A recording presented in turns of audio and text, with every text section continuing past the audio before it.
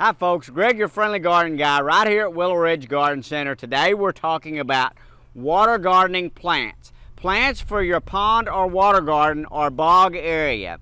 If you have a pond or a bog area or some sort of a water garden, then you're going to want to have plants. And we have so many water gardening plants. As you can see right behind me, we've got a table full here, 2 tables full here of the shallow water marginal plants.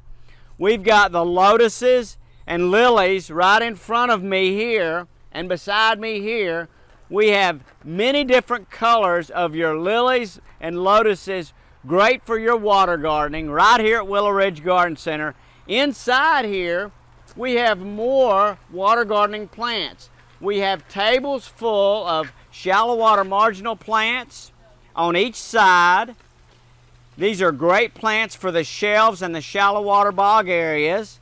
Then we also have the floating plants. These are great as floaters to add coverage to your pond so that you can get plant material growing, add to your ecosystem, create coverage so you don't get as much sunlight in your water, reducing algae, all that good stuff, looking good. Plants, water garden plants right here at Willow Ridge Garden Center, where I say get your hands wet.